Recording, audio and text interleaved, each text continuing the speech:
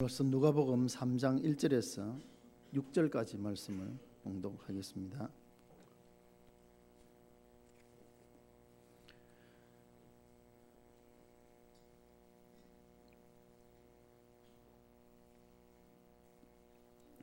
누가복음 3장 1절에서 6절까지 말씀을 봉독하겠습니다.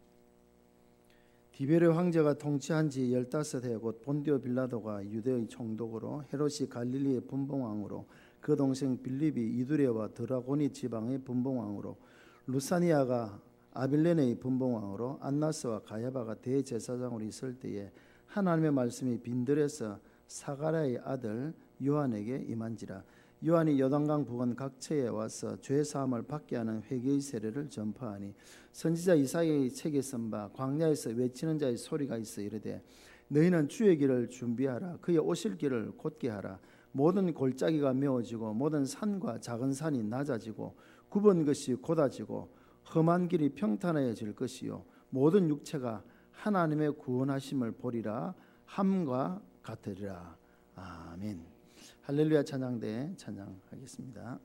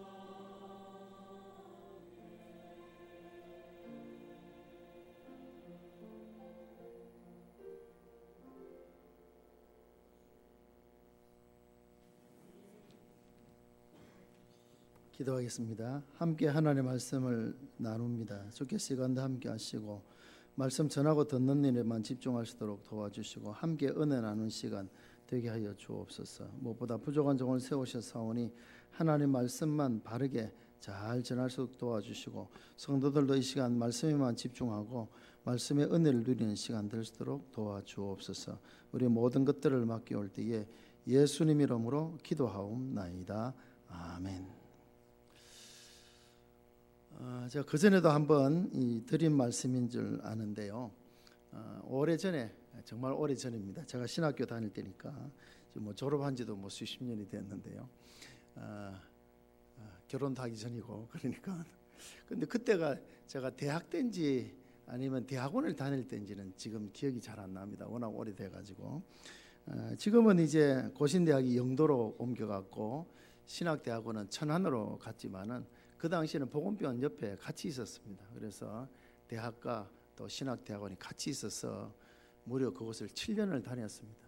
군대 3년 포함하면 이제 입학부터 졸업시면 10년을 거의 이제 그 길을 다니죠. 송도 보건병원 올라가는 길, 요즘은 우리가 양산 부산대학병원에서 잘 안 갑니다만 가보면 그렇지 않습니까? 충무동에서부터 이제 송도를 거쳐서 이제 암남동인데요. 거기는 고갯길이죠. 고갯길인데 거기는 충무동에는 어시장이 있습니다. 어시장이 이제 고기를 싣고 감천에 넘어가면 사료 공장이라는 게 많이 있어가지고 고기 실은 그 트럭들이 계속 넘어 다녔어요. 그러니까 요즘 그래도 좀 위생관념이 있습니다만은 뭐 수십 년 전 일이니까 뭐 그런 개념이 있겠습니까? 트럭이 지나가면 물이 뚝뚝뚝 흐르죠. 바닷물이 아니고 생선에서 나오는 막 비릿한 물이 막 땅에 떨어지고 막 길에도 보면 비늘들이 막 번쩍번쩍하고 막 그랬습니다. 겨울에는 좀 나은데 여름에는 그 냄새 악취며 막 정말 힘들죠. 막 그런데 하루는 이제 학교에 등교를 하는데 차가 막 밀려요. 근데 저 앞에 보니까 소방차가 있는 거예요. 불이 났는가 보다 가서 보니까 불은 나지 않았고 소방차를 동원해 가지고 그 길에다가 소방차로 호스로 물을 뿌려가면서 도로를 청소하고 있는 거예요. 그래서 야, 나라가 좀 잘 되는 것 같다. 이 냄새 때문에 고생하니까 그걸 좀 없애주려고 하는가 보다라고 생각했는데 그때는 몰랐는데 나중에 알고 보니까 그 보건병원에서 감천 쪽으로 조금만 넘어가면 지금도 있는지 모르겠습니다만 소년의 집이라고 천주교에서 운영하는 고아원이 있었습니다. 거기에 그 당시 전 대통령 부인이 거기 방문하게 되었다는 이야기를 들었습니다. 수십 명, 수백 명, 수천 명의 사람이 오가는 길에는 아무 관심이 없더만 누구 한 사람 온다고 아침부터 소방차까지 동원해가지고 막 청소를 하더라고요. 그래서 별로 뭐 하지만 아이고 매일 왔으면 좋겠다는 그런 생각도 한 적이 있습니다만은. 그러니까 평소에 수많은 사람들이 악취 때문에 고생한다는 그 이유 때문이 아니라 그냥 어쩌다 한 사람이 그것을 방문한다고 해서 막 소방차까지 동원해가 청소하는 야단 법석을 떠는 그런 모습을 보았습니다. 이처럼 고위 인사가 지나간 길에는 언제나 먼저 그 길을 준비하는 사람들이 있죠. 그냥 가지 않습니다. 미리 다 준비를 하죠. 예를 들어서 우리가 어디 여행 간다 그러더라도 갑자기 뭐 여행 가자 해서 심사가 바로 가는 사람 아무도 없습니다. 어디로 갈까 생각하고 계획 세우고 특별히 단체로 어떻게 여행 갈 때는 준비연을 세우고 막 그래서 다 그렇게 해서 가지 않습니까? 그죠? 한 나라의 대통령이 어디 방문한다 그러면 그냥 가지 않습니다. 외국에 방문하게 되지만 그 나라를 가게 한 날짜와 또 몇 시에 그 어느 공항에 내려서 어떤 경로에 마지막 나오는 시간은 몇 월 며칠 몇 시에 어느 공항에서 나온다는까지.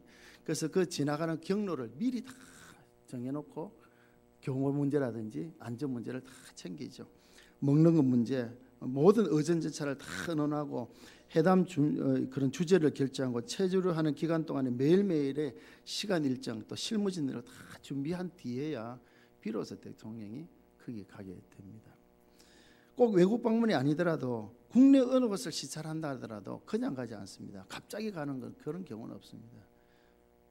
보통 사람은 알지 못하게 미리 요원들을 파견해가지고 다 준비를 마쳐놓고 이렇게 가게 되죠. 잠깐 방문하는 곳이라도 그냥 가지 않습니다. 사전에 그 길을 다 준비하고 준비가 되면 이제 방문을 하게 되는 것이죠. 이런 일들은 고대에도부터 있었던 그런 일이었습니다. 왕이 어느 곳을 시찰한다 그런 계획이 세워지면 그 왕이 가는 그 행차의 그 길, 요즘 뭐 비행기를 탈 수도 있고 뭐 KTX 타고 갈 수도 있고 그렇습니다. 그 당시에 그렇지 않죠. 잘해봐야 마차 타고 가는 거지 않습니까? 마차. 그런데 길이 요즘처럼 뭐 아스팔트 포장 있는 것도 아니고요. 다 그냥 길이지 않습니까? 평소에 많이 다는 길은 패인 길도 있을 테고 돌이 튀어나온 길이 있을 테고 뭐 웅덩이도 있을 테고 그렇죠. 그러니까 왕이 어디를 방문한다 그러면 그 경로에 많은 사람을 투입해 가지고 길을 다 평탄하게 만드는, 평탄하게 왕이 불편 없이 갈 수 있도록 다 그렇게 하는 거예요. 그래서 그 길이 다 준비가 되어지면 이제 왕이 행차를 하게 되는 것이죠. 누가는 예수님과 세례 요한에 대하여서 이렇게 비유합니다. 예수님의 오심을 왕의 행차에 비유를 하고 있고, 세례 요한은 그 왕의 길을 예비하는 자로서 표현하고 있음을 우리가 여기서 보게 됩니다. 4절과 5절에서 나오는 광야에서 외치는 자의 소리란 결국 세례 요한을 두고 하는 말입니다. 하나님의 말씀이 광야의 세례 요한에게 임하였다라고 그렇게 기록을 하죠. 2절 말씀에 보니까 하나님의 말씀이 빈들에서 사가랴의 아들 요한에게 임한지라. 이 요한이 바로 선지자 이사야 40장 3절 이하에 나오는 말씀인데요. 광야에서 외치는 자의 소리로서 주의 길을 준비하고 그의 오시기를 곧게 하는 그 일을 맡은 자가 바로 세례 요한이다라고 그렇게 설명하고 있습니다. 1절과 2절은 그 당시 시대 상황을 설명하는데요. 1절에는 정치적인 상황이죠. 디베료가 로마의 황제로 있었고, 유대, 그다음에 갈릴리, 이루두레, 도라고니, 루사니아 이 각 지역인데요. 팔레스타인 각 지역에는 분봉왕들, 꼭두각시 왕들을 세워서 이제 통치를 했는데 그 왕들이 이를 했다라는 정치적인 상황을 설명하고요. 2절에서는 이제 대제사장이 안나스와 가야바였다. 종교적 상황을 이렇게 간략하게 설명을 하고 있습니다. 그 당시에는 대제사장도 사실 대제사장은 성경에 보면 아론의 후손들 가운데에 이렇게 세습이죠. 종신직으로 세습이 되어져 가도록 이렇게 되어져 있었습니다만은 이 당시에는 이 이스라엘의 로마의 압제에 있었던 이런 시기에는 대제사장조차도 로마의 황제의 임명을 받아야만이 대제사장이 되는 그런 상황이었습니다. 원래 안나스는 AD 6년에 구레뇨 황제에 의해서 임명되어졌고 AD 18년에 그 당시에 황제였던 글라투스 황제에 의해서 대제사장 자리에서 해임을 당하였습니다. 대제사장이 아니죠. 그리고 그 이후에 몇몇 사람이 대제사장직을 개정하다가 AD 25년부터 AD 36년까지 바로 예수님의 공생 기간과 겹치죠. 이 당시에 이제 대제사장이 가야바가 대제사장이 되어졌습니다. 그런데 이 안나스와 가야바의 사이에는 어떤 관계가 있는가 하면 가야바는 안나스의 사위였습니다. 그러니까 안나스가 장인이었고 가야바는 사위였죠. 그러니까 이미 안나스는 오래전에 제사장에서 해임되고 그냥 평민이죠. 평민인데도 불구하고 자기 사위가 대제사장인 이유로 이라는 그 이유로 큰 영향력을 미치고 있었던 것을 보게 됩니다. 어떻게 보면 대제사장 가야바보다도 그의 장인이었던 안나스가 더 교권을 휘두르고 있었던 그런 때였다라고 볼 수 있습니다. 대제사장 원래 한 사람밖에 없습니다. 그런데 안나스와 가야바가 대제사장이 있었다는 이 자체가 사실 모순인 거죠. 모순. 대제사장 한 사람밖에 없는데 두 사람이 장인과 사위가, 근데 장인이 더 목소리가 더 컸겠죠. 실질적으로는 가야바가 제사장이었는데 그런 상황이었다는 것입니다. 어떤 의미를 주는가 하면 그 당시에 종교도 타락해서 교권주의에 사로잡혀 있었던 그런 때였다. 참 종교가 사라지고 교권만 남아있는 그런 때였다라는 것을 보게 됩니다. 이런 가운데에 주의 말씀이 빈들에 있는 요한에게, 이 요한은 세례 요한이, 예수님이 제자 요한이 아니고 세례 요한이지 않습니까? 이 세례 요한에게 말씀이 임하였습니다. 하나님의 말씀이 예루살렘에 있는 대제사장에게 임한 것이 아니라 빈들에 있는 이 세례 요한에게 임하셨다는 그 의미가 주는 것이 있죠. 하나님은 자신이 하는 일을 하나님께서 직접적으로 하실 때도 있지만 하나님 세우신 사람을 통하여 일을 하실 때가 더 많지 않습니까? 주님 오실 길을 예배함에 있어서 그 당시에 종교적인 최고의 권력자인 대제사장을 통해서 준비를 시키고 했다 하면 더 빨리 더 잘할 수 있겠죠. 권위가 있으니까, 권세가 있으니까. 그러나 하나님은 이런 종교적인 교권을 가진 큰 영향력을 가진 사람, 많이 배운 사람, 사회적인 실력자들, 그들만 하나님은 쓰시는 것이 아니다라는 것입니다. 오히려 빈들에 아무것도 없는 빈들에 있었던 그 세례요한을 불러서 하나님은 그 기쁘신 뜻대로 사용하셨다라고 하는 것입니다. 우리에게 주는 의미가 있습니다. 우리는 뭔가 가져야, 뭔가 영향력이 있어야, 뭔가 사회적인 실력을 갖춰야만이 하나님 일을 할 수 있다라고 생각하는데, 물론 그렇게 하면 더 잘할 수 있겠죠. 더 많은 영향력을 미칠 수 있겠죠. 그러나 더 중요한 것은 첫째는 신앙입니다. 믿음으로 사는 자.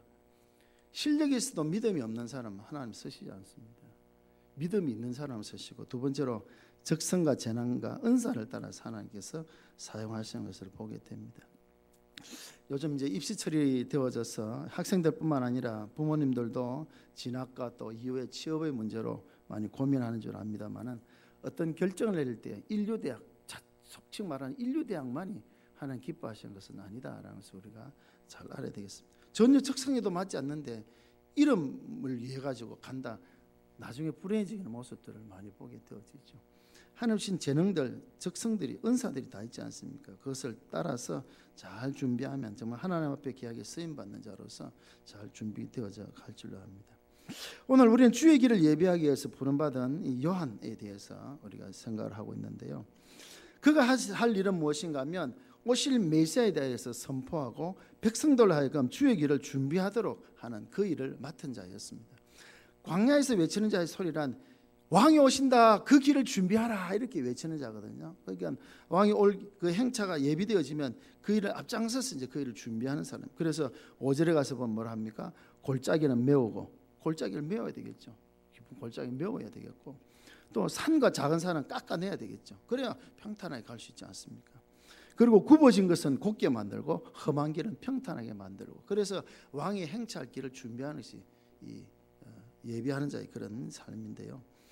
세례 요한은 예수님 오실 길을 예비하면서 바로 이사야 이 말씀을 누가는 인용을 했는데, 물론 예수님의 오실 길을 예비하는 것은 다르죠. 뭐 포장하고 길 닦고 뭐 산 깎아내고 그것이 아니고, 세례 요한 한 일은 무엇인가 하면 사람의 마음속에, 사람들의 마음속에 예수님을 맞이할 수 있는 그 준비를 하게 하는 것, 바로 그것이 세례 요한이 할 일인데요. 왕의 행차를 위하여 첩경을 평탄케 하고 골짜기를 메우고 산을 깎아 낮추고 굽은 길을 곧게 하고 험한 길을 평탄하게 하듯이 사람들의 마음을 예수님을 맞이할 수 있도록 준비하는 그 일을 맡은 것이 세례 요한이었다는 것입니다.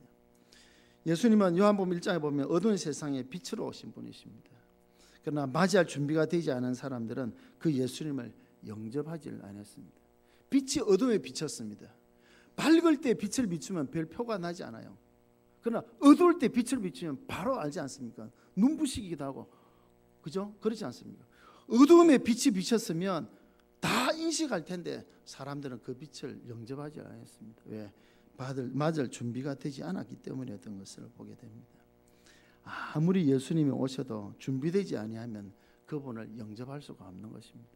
그래서 세례 요한이 하는 일은 예수님보다 6개월 먼저 이 세상에 와서 사람들로 하여금 그 예수님을 마음에 영접하도록, 그 준비를 하도록 보냄을 받은 자가 세례 요한인 것이죠.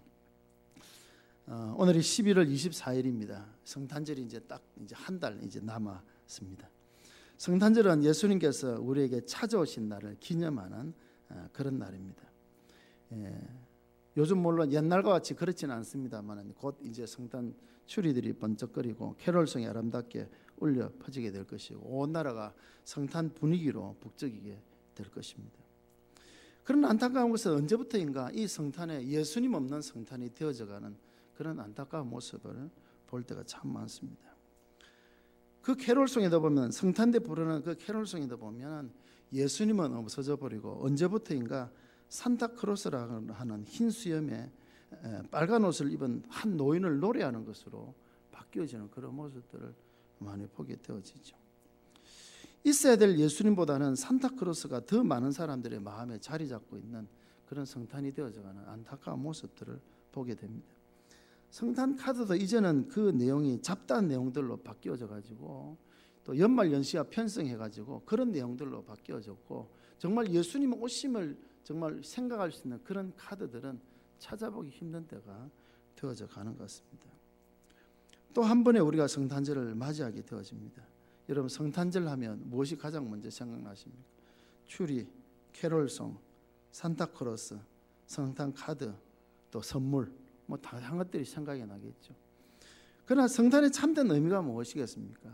성탄은 영원히 죽을 수밖에 없는 우리들을 위하여서 우리 예수님께서 친히 사람의 몸을 입으시고 찾아오신 날을 기념하는 날이 성탄절이지 않습니까? 예수님 없는 성탄절은 아무런 의미가 없습니다. 예수님께서 이 세상에 오신 날을 그 기념하는 것인데요, 기념이라는 의미는 그 의미를 새기는 것입니다. 그 의미를 새기는 것. 왜 예수님이 이 땅에 오셨는가? 왜 예수님이 굳이 사람의 몸을 입으시고 찾아오셔야만 됐는가? 그 의미를 알지 못하고 생각지 않고 성탄을 맞이하는 것은 아무런 의미가 없다는 것이죠. 그래서 성탄을 맞이하기 위해서는 왜 예수님이 이 땅에 오셨는가? 왜 사람의 몸을 입으시고 찾아오셔야만 했는가 하는 그 의미를 알고 그 성탄을 맞이해야 된다라고 하는 것입니다. 지난 주에도 말씀드렸습니다만 우리 교회력은 큰 두 개로 돌아간다 그랬죠. 부활주기와 성탄주기. 어떻게 보면 성탄주기가 시작이 될 수 있고요, 성탄주기 뒤에 부활주기. 부활주기 끝나면 이제 추수의 절기가 쭉 이어지죠. 초실절에서부터 추수감사절까지. 그리고 이제 한 해가 마무리되면 다시 이제 성탄주기로 한 해가 시작되어집니다. 이제 다음 주부터가 이제 대강절 절기, 예수님이 오신 날을 기다리는 대강절, 이제 성탄주기가 시작되어집니다. 어떻게 보면 영적으로 보면, 교회력으로 보면 이제 다음 주가 이제 한 해 시작이다 이렇게 볼 수가 있습니다. 추수감사주는 지난주에 지냈고요. 오늘은 이제 그 오고 가는 그 이제 영적으로 연말연시라 그럴까요? 그렇게 생각을 이어왔던 때에 우리는 한 해 시작이 예수님 오심과 함께 교회력을 우리가 맞이하게 되어지죠. 그래서 성탄은 단지 어떤 즐거움의 날, 선물 나눠주고 그냥 파티하는 날, 그런 날이 아니라는 것이죠. 그 날이 어떤 날, 그 의미를 알아야 된다라고 하는 것입니다. 또 한 번에 우리가 성탄절을 우리가 이제 기다리면서 아무런 준비 없이 예비함이 없이 또 성탄 지나가 버리면 그냥 예수님 오셨지만 우리와는 상관없는 그런 성탄이 될 수가 있다라는 것입니다. 그래서 성탄을 한 달 앞두고 이 말씀 우리가 생각하면서, 그럼 우리는 어떻게 주의 길을 예비할 것인가? 어떻게 주의 길을 예비하고 주님을 맞이할 것인가? 본문을 통해서 몇 가지를 생각해 보도록 하겠습니다. 첫째로는 보니까 모든 골짜기는 메워지고 모든 산과 작은 산은 낮아져야 된다고 했는데, 먼저 산과 작은 산은 낮아져야 된다. 왕이 행차할 때 뭐 길이 이렇게 울퉁불퉁하면은 힘들지 않겠습니까? 그러니까 다 평탄에 깎아내요. 그래서 솟아오른 것은 다 깎아내는 것이죠. 삐쭉 튀어나온 바위들 다 끼어내고 그래야만이 갈 수 있죠. 다 솟아오른 것은 다 깎아내야 됩니다. 주석가인 풀빛은 이 깎아야 될 산에 대해서 바로 그 의미는 바리새인들의 교만이다, 그렇게 설명을 하고 있습니다. 교만한 마음.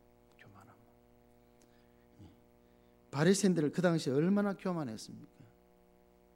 자기들이 최고인 줄 생각하고 교권에 사로잡혀가지고, 특별히 예수님에 대한 소식을 그들이 들었음에도 불구하고 그 바리새인들의 생각은 그랬습니다. 나사렛에서 무슨 선한 것이 날 수 있는가?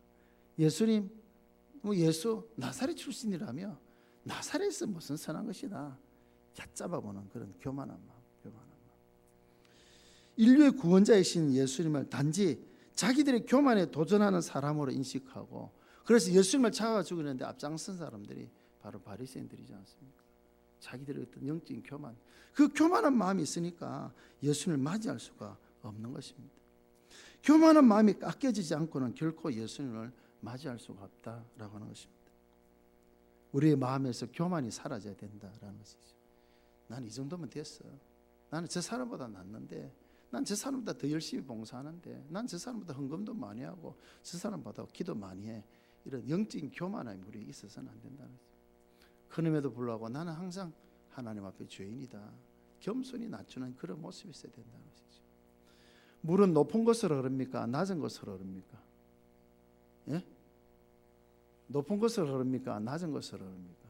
낮은 곳으로 흐릅니다. 하나님 은혜는 높은 교만한 마음이 임하겠습니까? 낮아지는 겸손한 마음이 임하겠습니까?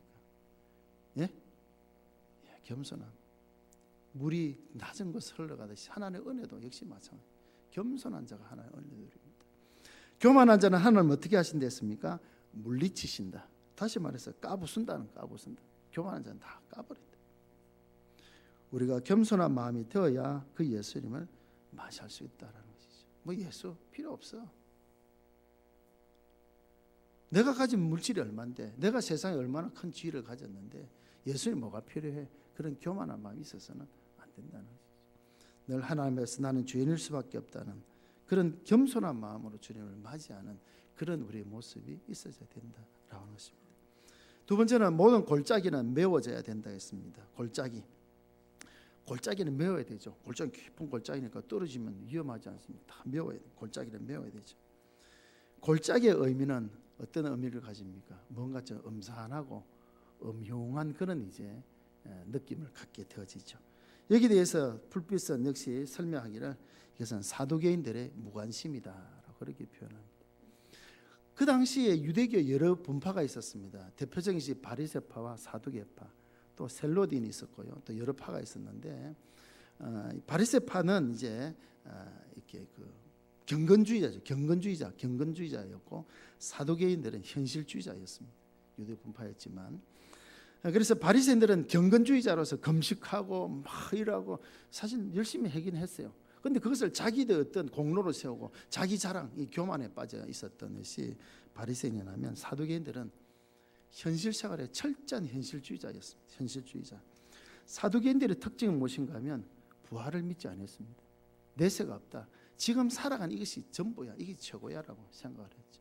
부활을 믿지 않았습니다. 그래서 그들의 관심은 오직 이 세상의 삶에만 관심이 있었습니다.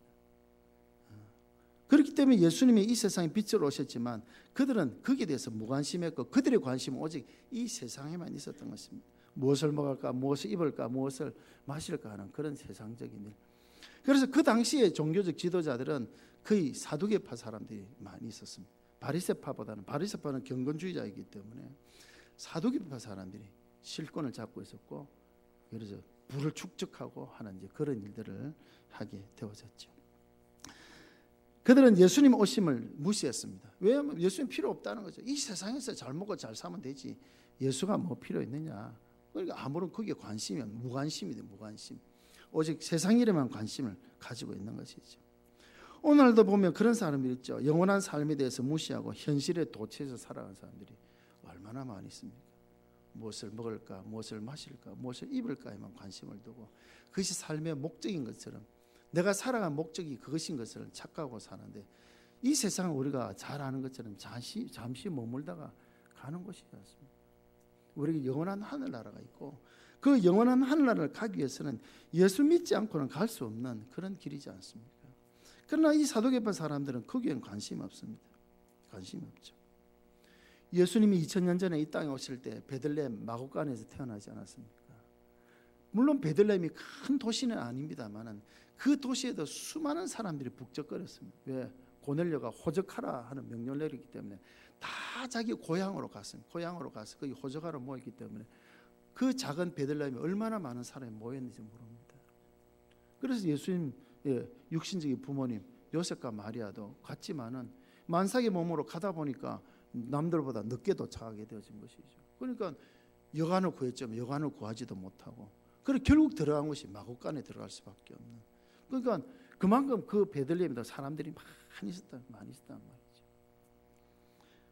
그러나 아무도 예수님 오심에 대하여 관심을 두는 자가 없었다라는 것입니다. 예수님 마곡간에 태어났지만 아기 울음소리가 들렸겠지만 아무도 거기에 관심을 두지 않았다는 것이죠.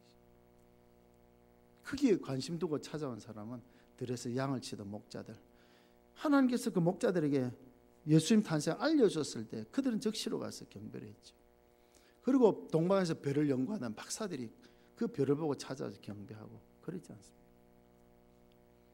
수많은 사람들이 있었지만 아무도 그 예수님의 탄생에 관심을 가지지 않고 있는 그런 모습들이었다라는 것입니다. 무관심.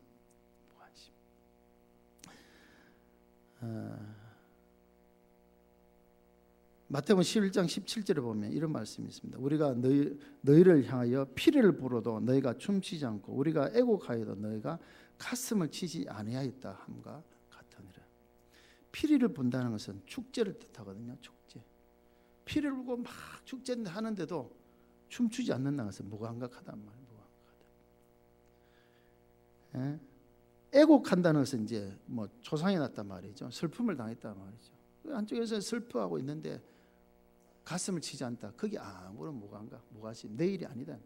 관심 없다. 관심 없다. 예수님의 오심에 대한 소식이 들려도 아무런 관심이 없는 무관심한 사람들. 그들 예수님이 오셨지만 그들이 예수님을 모실 수가 없는, 영접할 수 없는 자들이었던 것을 보게 됩니다. 사랑하는 여러분, 우리는 어디에 관심을 두고 살아가고 있습니까? 물론 이 세상의 삶도 우리에게 참 중요합니다. 이 세상에 머무는 동안에 이 세상의 삶이 정말 우리에게 중요하죠. 그러나 그것이 전부가 아니다는 것 우리가 기억을 해야 되겠고, 우리가 어디에 더 관심을 둬야 되는가 우리가 생각을 해야 되는 것이죠. 세 번째, 굽은 길은 곧게 펴고 험한 길은 평탄하게 되어야 된다라고 했는데요. 굽다, 험하다 이 뜻은 어떤 의미를 가지는가 하면 삐뚤어진 인간들의 마음 상태를 표현합니다. 굽었다라는 이 의미는 무엇인가 하면 야크사브라는 그런 단어인데요, 속인다라는 그런 뜻을 가지고 있습니다. 세상은 참 속이고 속이는 그런 것 같아요. 보니까 속고 속이는. 험하다라는 말은 르카심이라는 그런 단어인데요, 모든 악이 다 모여 있다라는 그런 뜻입니다. 거짓과 속임과 온갖 죄악들이 있는 그 마음이 되어서는 안 된다는 그 마음을 다 버리고 예수님 영접할 마음이 준비되어져 있어야 된다라고 하는 것입니다. 그래서 이런 것들을 종합해 보면 인간의 죄된 심성에서 나오는 교만과 거짓과 불의와 불신, 또 무관심의 이런 모습들은 예수님을 맞이할 준비가 되지 못하는 것이다. 그래서 세례 요한은 이름 예수님이 오실 길에 선포하면서, 그래서 세례 요한이 제일 먼저 외친 것이 무엇입니까? 회개하라, 천국이 가까웠다. 회개하라. 이 다 교만을 이겨낼 수 있는, 무관심을 이겨낼 수 있는, 또 거짓과 속임서 모든 죄악들을 다 이겨낼 수 있는 길은 오직 한 가지, 회개하는 길밖에 없는 거죠. 회개하는 심정으로 성탄을 맞이해야 된다는, 주님 오심을 맞이해야 된다는 것이죠. 초기 기독교에는 1년에 4번 금식을 했답니다. 물론 우리가 고난주간 되면 이제 금식을 많이 하죠. 또 우리가 뭐 전도주일 앞두고도 우리가 금식을 하게 됐습니다만, 초대 기독교에는 1년에 4차례 금식을 딱 했다고 합니다. 첫째가 부활절을 맞이하기 전 고난주간에 금식을 했고, 우리도 지금도 하죠. 두 번째는 예수님의 성천 기념일에도 금식을 했다고 합니다. 세 번째로는 성령 강림 기념일에 또 금식을 했다고 합니다. 마지막 한 번이 언제일까요? 성탄절을 앞두고 금식을 했다고 합니다. 성탄절을 앞두고. 성탄은 축제니까 막 즐겁게 맞이할 준비만 한 것이 아니고, 그 성탄의 의미, 오늘 이 세례 요한이 외치는 것처럼 회개하는 마음으로 성탄을 맞이하시도록, 그래서 금식하면서 성탄을 맞이했다라는 것입니다. 2000년 전에 이 땅에 오신 그 예수님, 초림이라 그러죠. 왜 초림이라 그런가 하면 다시 오신다는, 성경은 예수님의 초림에 대한 예언도 많이 나옵니다만, 그보다 훨씬 몇 배나 더 많이 약속하고 있는 것이 예수님의 다시 오심, 재림이라 그러죠. 다시 오심에 대한 말씀을 하고 있습니다. 초림이 이루어졌듯이 반드시 예수님의 재림도 이루어질 것입니다. 그날은 이 세상의 마지막이 되는 날이고요, 그날은 우리의 구원이 완전히 이루어지고 우리가 천국 가는 날이 되어질 것입니다. 그날도 우리에게 올 날이 얼마 남지 않았다는 것이죠. 예수님의 첫 오신 날을 기념하는 성탄절을 맞이하면서 우리는 그 예수님 다시 오신 날이 가까웠다는 그 마음으로 그 날을 준비하며 살아감이 우리에게 있어져야 된다라고 하는 것입니다. 성탄을 맞이하면서 초대교회 성도들이 금식하면서 성탄을 기다렸던 것처럼, 회개하는 심정으로 주님을 맞이하기 이제 준비했던 것처럼, 우리가 다시 오실 그 주님 앞에 우리의 삶을 돌아보면서 그날을 준비하며 살아가는 것이 우리의 모습이 되어져야 된다라고 하는 것입니다. AD 380년에 스페인 공예에서는 12월 17일에서 1월 6일까지, 1월 6일을 주현절이라 이렇게 말하는데요, 이 기간 동안에 모든 성도들은 교회에 가야 된다. 매일 교회에 가야 된다. 왜?